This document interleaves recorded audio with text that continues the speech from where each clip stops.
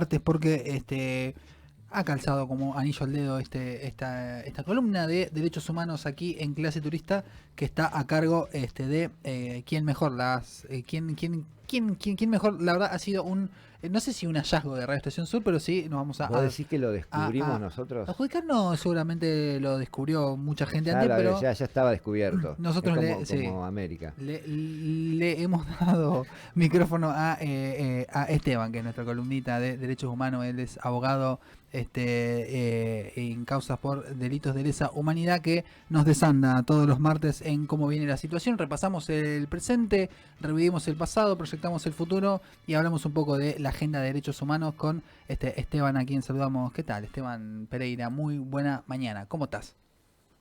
¿Qué tal, Pablo? ¿Qué tal, Facundo? Imagino que Facundo muy contento por el rendimiento del querido millonario el fin de semana. Veo ahí la remera, veo ahí Sí. la verbera. Así que Y te Manu mando un Ríos ni te abrazo cuento. grande. Hablábamos hoy de la alegría que hay en este estudio todavía. Y se entiende, porque como dice ahí, que la gente crea que tiene para creer, por ahí con el muñeco estamos muy tranquilos, creo, todos y todas. Bien. No, y quiero agregarles un dato de Radio Estación Sur. A La ver. primera vez que hice una entrevista en La Plata fue en Radio Estación Sur, que me mandó un mensaje Andrés Páez Ajá. y me entrevistó Arturo, Arturo de eh, Prati. sí, Leprati, ahí está. ¿Está bien dicho el De apellido? Prati. Arturo de Prati. Sí, y fue la primera Gran vez que me compañero. hicieron Le una mandamos un entrevista y abrazo grande estaba también. un abrazo enorme a Arturo, que fue el placer también de compartir oficina. Y me entrevistó él la primera vez, también relacionado a derechos humanos, causa de lesa, y me echamos un poquito de música en aquel momento, hicimos un poco de todo, pero así que sí, sí, Entonces sí, te debuté, digamos, descubrimos. en Estaba los bien dicho. micrófonos, Ahí sí, está, mirá. totalmente descubierto por Radio Estación Sur, así que muy contento de estar otro martes acá con ustedes para hablar de un tema que se relaciona un poco también con lo que comentaba la compañera recién, porque obviamente todo tiene que ver con todo, y como decía también ahí Facundo, el pasado es fundamental para entender nuestro presente y no repetir algunos errores del futuro. Y volvemos a otra vez a tratar de un tema que es la responsabilidad empresarial en causas de delitos de lesa humanidad. Volvemos otra vez a ese nervio o vaso comunicante en la represión de la última dictadura, que es el factor económico. El factor económico, como veníamos viendo columnas atrás, que siempre termina surgiendo o rascando atrás de lo que fue la represión terrible, espantosa, la más cruel y la más clandestina que nuestro país tuvo la posibilidad de conocer en su pasado reciente. Y volvemos siempre con este tema, el factor económico que tiene, entiendo yo, y lo entienden también muchas, sobre todo compañeras, porque he leído más trabajo de compañeras que de compañeros que han tratado, como Victoria Basualdo, eh, creo que es María Alejandra Esponda, que han investigado muy bien el tema este. Yo por ahí me atraviesa más del lado judicial, pero quiero mandarle el reconocimiento a ellas. ¿Qué es el tema de la raíz económica? Es la connivencia que hubo siempre entre los sectores económicos, algunos sectores económicos empresarios, porque ya vimos que en el caso de los yacarinos era muy distinto, Ujú. algunos sectores económicos empresarios con el círculo militar argentino. Y me refiero a esto, ¿no? Una constante que ha pasado o ha atravesado la historia de nuestro país desde 1930 hasta 1976. Ese factor, digamos, esa connivencia entre el círculo militar y un círculo muy reducido de actores económicos a gran escala en nuestro país, coincidían en una sola cosa, la posibilidad de tomar los resortes del Estado a través del poder. Básicamente, hay un dato de color muy interesante, que es cuando se produce el primer golpe de Estado en 1930, la Corte Suprema, sin pedido ni llevado un caso, ni una denuncia, ni nada, saca una acordada en aquel momento, creo que tiene 2 o 3 páginas, pero básicamente y sintéticamente el fundamento es que quien tiene la herramienta o el ejercicio de la violencia puede ejercer los resortes del Estado. Palabras más, palabras menos, que podríamos traducir en criollo, quien tiene los fierros manda, y desde ese momento empezó también una aceptación de parte de la Corte Suprema de decir, claro, cada vez que hay un golpe de Estado, mira, yo no puedo hacer nada, loco, porque lo que tienen los fierros son ellos. Y esta Claro. situación no fue ajena tampoco en nuestra última dictadura cívico-militar, sino más bien todo lo contrario. Directamente el equipo económico de la dictadura, habíamos comentado que, bueno, Martínez de Oz fue el ministro de Economía, había sido hasta hace muy poco el gerente de Asindar, de la empresa bueno, de los Roca en aquel momento. Bueno, anteriormente habían puesto también a alguien de Bungiborn, cierto, esos grupos económicos que después, bueno, se fueron reconvirtiendo, fueron cambiando, pero que siguen formando de un círculo, formando parte de un círculo económico muy reducido y muy privilegiado. Entonces, acá viene esta situación clave que fue una connivencia de estos círculos para la aplicación del plan de ajuste de Martínez de Oz.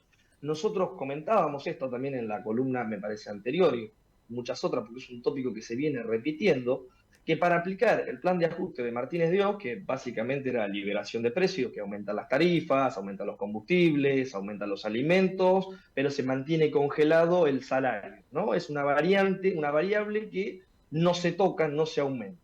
Y cuando aumentan otros costos, las empresas lo que empiezan a hacer muchas veces es a despedir gente, porque no pueden tocar de otro lado, entonces empiezan, según ellos, a despedir personas. ¿Qué pasa?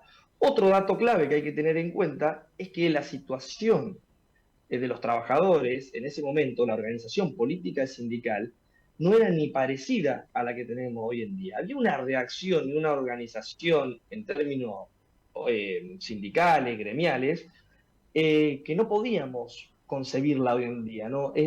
A mí, personalmente, se me hace muy lejana. ¿Por qué quiero decir esto? Porque para que se den un ejemplo, en cada una de las situaciones donde, por ejemplo, en Molinos Río de la Plata, que es un caso que vamos a mencionar, Automotores Mercedes-Benz Argentina o Ford Motors, cada vez que se producía despidos masivos o de delegados, se producían automáticamente asambleas, tomas de la empresa, de la fábrica y manifestaciones a la sede central de cada una de esas empresas. ¿No? Había como una organización y una puja de poder que estaba muy aceitada y donde parecía que los obreros tenían una forma de discutir arriba de la mesa con estos sectores económicos. Entonces, ¿qué pasaba? Automáticamente lo que entiendo yo es que estaba obturada la posibilidad de aplicar un plan de ajuste. Porque cada vez que había la necesidad de implementar este plan de ajuste, La había reacción era una inmediata, reacción, claro. exactamente, una reacción organizada inmediata. Entonces, ahí comenzó lo que nosotros llamamos la colaboración de las empresas comenzó una forma de decir, ¿no? Porque muchos de los empresarios le contaron a sus gerentes, que se le contaron a sus capataces, que el 24 de marzo de 1976 se venía el golpe de Estado. Muchos de los trabajadores de Molinos Río de la Plata, que es un caso que vamos a tocar, de la planta en Avellaneda, Mercedes-Benz Argentina, en Ford lo mismo, recibieron, me refiero a los trabajadores, recibieron amenazas o ofrecimiento de despido con indemnización y a veces sin indemnización, porque les decían, mira que se viene el golpe, mira que se viene el golpe, la cosa se va a poner brava, ahora vamos a solucionar o vamos a ordenar o organizar esta situación interna que ellos consideraban, obviamente, contraria a sus intereses económicos. Antes de avanzar con esto, quiero mencionar que hay una lista interminable de casos de responsabilidad, porque quiero remarcar esto, no todos los sectores económicos empresariales estaban confabulados con la dictadura. Vimos que muchas veces incluso estaban en contra y eran presionados para vender o vaciarlos y trasladar esos ingresos a estos grupos o incluso a los mismos genocidas. Pero un ejemplo emblema de esto fue Ledesma, que bueno, Blaquier muere impune, y Sí. si ustedes analizan el caso de Blaquier, que no lo traje para hoy, pero es realmente grotesco, muere impune por una situación, un tecnicismo procesal que no tiene que ver con la sospecha si participó, porque la sospecha estaba totalmente probada, no tiene que ver con nada de eso, sino que tiene que ver con una cuestión procesal técnica respecto de unos informes médicos que no habían hecho, no se habían mandado, un expediente que duerme en la Corte Suprema año tras año tras año hasta esperar que Blaquier pueda morir viejo y cómodo en su casa y totalmente impune. Una situación que se mira desde arriba y se dice, esto estuvo totalmente arreglado. ¿Y saben qué es otra constante? El abogado de Blaquier es el mismo abogado que tiene hoy el gerente de Mercedes-Benz, está a las puertas de un juicio oral. Juan Ronaldo Trace, creo que tenemos una foto por ahí de esta persona. Él se lo pasa como gerente de Mercedes-Benz, ahí lo vamos a poder ver. ¿Y saben quién es el abogado de este tipo? Héctor Valer Garaos, que fue uno de los jueces de los juicios a las juntas militares. O sea, un Ajá. tipo que se encargó de escribir la sentencia contra los principales cargos militares, absolviendo a alguno de la Fuerza Aérea. Hoy se probó que la Fuerza Aérea participó igual, medida que en todas las demás fuerzas. Ahora defiende cómplices de genocidio. Mira las Y obviamente vueltas de las cosas. es una persona, es un estudio de abogados con una llegada al número de teléfono que no tiene cualquier cristiano. Entonces, esta situación también se ve. Así, de esa forma, Valer Garaos logró que su cliente, Blaquier, terminara entonces sus últimos días impune. Pero bueno, como les comentaba, a su vez también tenemos el caso de Molino Río de la Plata, astilleros Astarza, Mestrina, ceramistas, Swift, tenemos la Veloz del Norte, tenemos el caso de la familia Mazot en Bahía Blanca. Bueno, hay un montón de casos de complicidad probada de delito de lesa humanidad que todavía están durmiendo el el sueño de los justos. Complicidad Un probada. caso es que lo que yo quiero decir comprobada es que hay elementos de prueba que te indican que hay que o investigar o llevar a juicio. Para que esté totalmente probada, si se quiere, siendo correctos con el término, tendríamos que tener al menos una sentencia de juicio, gracias Facundo, como sí pasó en el caso de Ford. En el caso de Ford Motors, hoy en día, y que estamos peleando para que la Corte deje firme esto, porque sigue durmiendo ahí un recurso extraordinario que ha presentado la defensa, tenemos a Héctor Sibila y a Pedro Müller, jefe de seguridad y encargado de la fábrica, condenados a 10 y 12 años. Ahí tenemos a los trabajadores de Ford, sobrevivientes, algunos sobrevivientes, otros están desaparecidos, colocando un cartel en la fábrica de Ford, el cartel que está hasta hoy, porque es el mismo lugar donde se cometieron estos crímenes, que tiene una particularidad que no es solamente los Ford Falcon, que sí, que es cierto, proveían directamente al ejército, a la policía, tenían contratos millonarios Ford con estas partes del Estado, de estos vehículos, sino que en el caso de Ford usaron las instalaciones de la fábrica para instalar un centro clandestino de detención, que ahí creo que se llega a ver en la imagen para todos y todas las que nos están escuchando por YouTube, que dice, en el quincho de Ford Motors se secuestró y torturó. Esto es clave, porque acá el Tribunal 1 de San Martín dijo, ojo que Ford participó y colaboró abiertamente, y es una sentencia bárbara, porque agarran y dicen, hay 3 factores que son indubitables para probar la responsabilidad, dice. La colaboración material a través de proveyendo autos, transportes, vehículos, y la utilización de las instalaciones de las fábricas y un aporte intelectual que era a través de los legajos de las personas que estaban en Ford para que las patotas de secuestro supiesen dónde estaban sus domicilios actualizados, porque era un deber mantener tu domicilio actualizado en tu legajo de trabajo. Entonces, esa información sensible que tenían los representantes de Ford era facilitada a los servicios de inteligencia del ejército. Bueno, sin ir muy lejos, esta persona que les estaba comentando, Sibila, Héctor Sibila, fue militar, se retira, va a ser encargado de seguridad Ford, y ya retirado, nadie entiende muy bien por qué, es ascendido un grado más, creo que de coronel a mayor, por decirte una cosa así, que todos en aquel momento se leyó en el alegato, como un guiño y una especie de devolución de favores por su trabajo como infiltrado adentro de la fábrica de Ford, entregando trabajadores para su secuestro o tortura y en algunos casos también su desaparición. Tremendo. Sí, una complicidad total, completa, con frita, que seguramente no tenga nada que ver con el origen estadounidense de la empresa, ¿no? Debe ser una casualidad estrepitosa.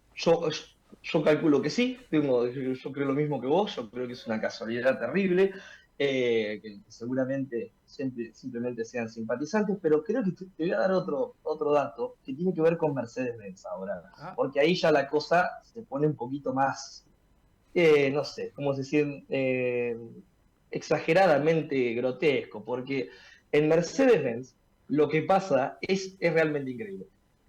Hay una cantidad de trabajadores que son secuestrados y desaparecidos, brutalmente torturados en Campo de Mayo. Héctor Aníbal Rato, creo que tenemos una foto de él por ahí, es un testigo sobreviviente que dio cuenta no solamente de la persecución adentro de la fábrica de González Catán, se encontraba Ford, sino que habló también de la organización sindical previa.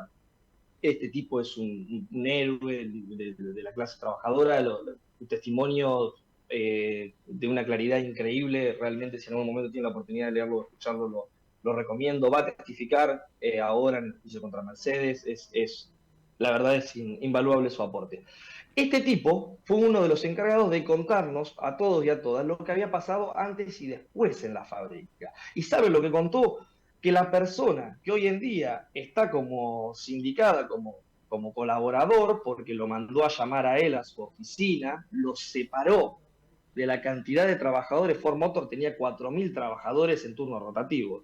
Para encontrar a uno adentro de la fábrica, hizo falta que el gerente de producción lo llame a su oficina, lo tuvo en su oficina, estuvo escuchando unas conversaciones mientras los patoteros esperaban, donde encima este tipo, este gerente, les pasó la dirección de Diego Eustaquio Núñez, de él sí no pude conseguir una foto en este momento, para que sea secuestrado 2 horas después de ese llamado en su propia casa. Juan Ronaldo Tassel, creo que era el gerente de producción, ocupó el lugar de Heinrich Metz. Heinrich Metz había sido uno de los funcionarios del régimen nazi en Alemania, que se escapa a Argentina y empieza a trabajar en Mercedes-Benz, en lo que era la planta de Que Mercedes-Benz hubo más de Argentina. uno. No, es realmente increíble esto. Sí. Heinrich Metz fue uno de los que fue secuestrado por Montoneros en el 73, me parece, que después fue devuelto previo pago de un rescate, que fue una de las acciones en colaboración de la agrupación político-militar Montoneros, en solidaridad con, creo que eran 1.800 trabajadores despedidos en aquel momento, que decían los 4.000 adentro, los 4.000 afuera, creo que fue la consigna en su momento, que estaba la toma de la fábrica, estaban las movilizaciones que veníamos conversando después, y también estuvo esta acción donde se secuestra a Heinrich Metz y también salta a la luz su pasado nazi y también que estaba siendo refugiado, un criminal de guerra en nuestro país por una empresa alemana. Así que cada vez creo que en el caso de Mercedes es sumamente grotesca la connivencia entre regímenes fascistas y directamente y nazis obviamente, y lo que pasaba con sus trabajadores.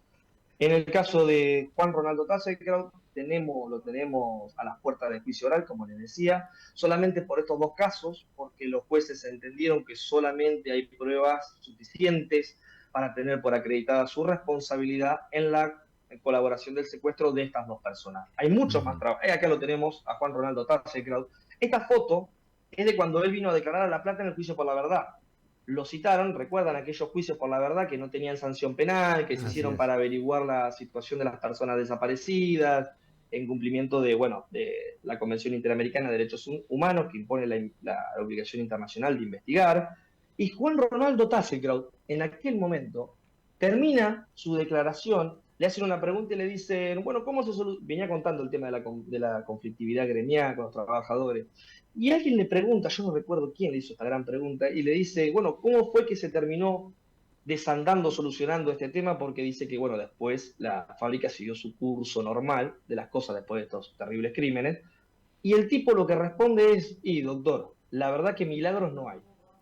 Cierra con eso su declaración en aquel momento, como dando a entender que había hecho falta algo más que los mecanismos normales de resolución de conflictos, que son la justicia laboral, el pago de indemnización, la negociación con gremios o sindicatos, no lo que se dice el secuestro, tortura y desaparición de personas. Esa frase se transformó en título de un documental, si mal no recuerdo, sobre Exacto, el caso Pablo, de un documental realizado por Gabriela Weber, una periodista alemana, que es una de las que se encarga de investigar el caso de los... Está Es en muy YouTube, bueno el es documental, fantástico, sí, lo vi.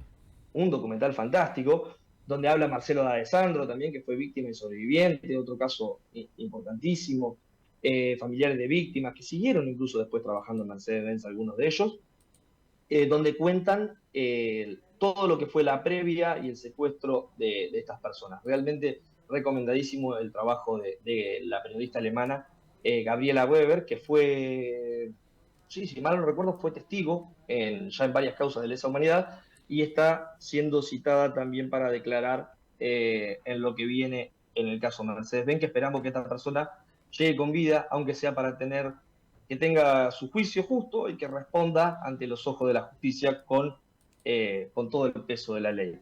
Y finalmente, para cerrar, no sé cómo estamos de tiempo, si tenemos para un caso más para comentarles. Sí, lo hacemos rapidito, sí. Lo hacemos muy rapidito, me refiero al caso de Molinos Río de la Plata, creo que tenemos ahí una foto de la planta y del gerente de producción Parodi. Molinos Río de la Plata se encontraba en Avellaneda, Molinos era parte del conglomerado económico de Bungibón y era el principal productor de alimentos y hoy en día también de nuestra nación. Por lo tanto, uno de los formadores de precio en materia de alimentos, que habían Sí. sufrido un aumento increíble por las políticas económicas de ajuste.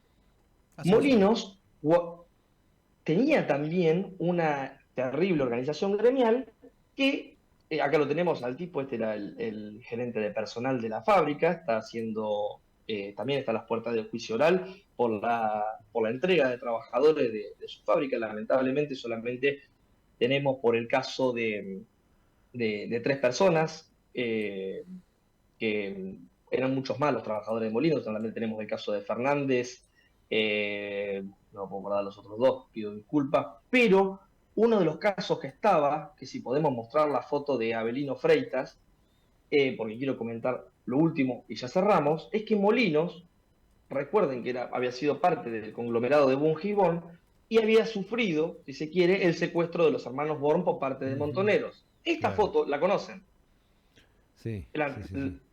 bueno, esta cargada, Avelino Freitas, de repartir los alimentos que tú, Ahí no sé si Oh, se se nos escucha trabó. o me Ahí quedé está. congelado. ahora, a ver ahora, si te escuchamos por lo menos. Ah, me parece que se cortó. Si te escuchamos, te estamos escuchando. Quizás él no Ah, esté escuchando. perdón, Ahora sí. Ahí va. pensé que yo me había congelado. No, ahí está. No, mandale, mandale, me cambio. Esa, perfecto. Esa persona había sido la encargada de repartir los alimentos que habían pedido la organización Montoneros, porque era ahí lo ven con el Samping trabajando, Sí. era estaba en la parte de expedición de alimentos, cuando había sufrido el secuestro de los hermanos Bunky-Bon. Desde ese momento este tipo quedó señalado. Él fue secuestrado y desaparecido cuando estaba tomando el colectivo para ir a su casa. Como no lo secuestran de la fábrica, la justicia entiende que Parodi no es responsable. Pasemos la foto anterior donde están la niña y su madre protestando. Es una foto icónica que ha dado la vuelta al mundo. Sí. Esa foto es de la hermana de Avelino Freitas pidiendo por justicia por él, por saber dónde está, porque nunca más se supo más nada, y la niña que está al lado es su sobrina, en una marcha ya bastante adentrada a la dictadura, creo que esto es del 78-79 me parece, donde están reclamando con el clásico pañuelo blanco por la aparición con vida de Avelino Atenor Freitas, que era encargado, ahí como le decía, de expedición de alimentos, que hoy en día tampoco se sabe nada sobre él y desafortunadamente Emilio Parodi no fue procesado por su caso, algo que obviamente vamos a seguir insistiendo en la justicia. Pero bueno, sintéticamente y como para ir cerrando, estos son los avances que hay. Hay avances también en el caso de ceramistas, hay avances en el caso de astilleros Astarza, que eran astilleros privados. Eh, la verdad que el panorama es alentador en ese sentido, es desalentador en la cuestión de que la gente está grande, los imputados están muy grandes, son gente de muy avanzada edad y la impunidad biológica también nos amenaza del otro frente. Pero por ahora vamos a seguir insistiendo. Y quiero dejar, y con esto cierro, Sí. un dato que une a todas las causas de responsabilidad empresarial es Pablo Yondo.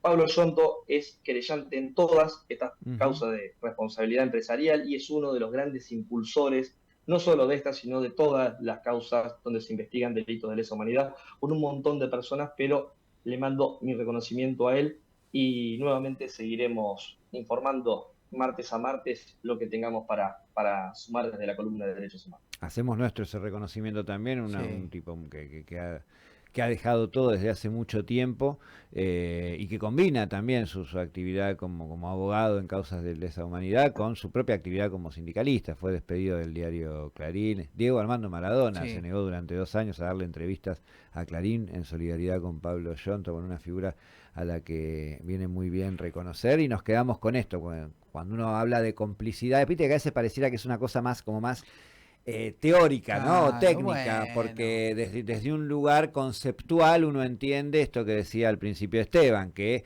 se implementan las desapariciones para poder llevar adelante planes de ajuste. Sí, fenómeno, pero también acá estamos viendo cosas recontra concretas, gente secuestrada adentro de la fábrica o por indicación del gerente, un lugar donde funciona un centro clandestino adentro de una planta automotriz, es decir, cosas que no solo tienen que ver con definiciones conceptuales, sino con responsabilidades recontra concretas, y que está bueno repasar porque es impresionante este listado que nos hace Esteban. Complicidad queda cortito, me parece. Lo único que te felicito porque es la primera vez en 3 semanas que no se nombra a Cuño Libarona. Algo seguro tiene que ver, pero bueno, esta columna por lo menos lo dejamos descansar al muchacho. Ahora lo dejamos descansar un rato al ministro, que seguramente debe estar muy ocupado. Muchas gracias, como siempre. Bueno, muy completo. Siempre nos quedan ganas de seguir investigando, de seguir averiguando más, de ver, por ejemplo, Milagros No Hay, estos documentales, todas estas piezas que hay y que nos ayudan a desentrañar esta etapa de nuestra historia, que también nos ayuda a entender la actualidad, porque acabas de nombrar empresas como el caso de Molinos Río de la Plata, que sigue siendo formadora de precios, que sigue teniendo una incidencia importantísima en la economía, y que bueno, lo sigue siendo porque en esa época se aseguró de mantener su poder con este tipo de mecanismos. Abrazo enorme. Totalmente. Y nos reencontramos entonces el martes que viene. Les mando un abrazo muy grande, muchas gracias por el espacio, nos vemos el próximo martes. Hasta la semana que viene. Ahí pasaba Esteban Pereira, nuestro columnista de Derechos Humanos y Causas de Lesa Humanidad. Todos los martes hacemos ahí una exploración impresionante en estos pliegues oscuros de, insisto, la historia, que tienen tantos vínculos con el momento que estamos atravesando hoy. Desde 2005, decí lo que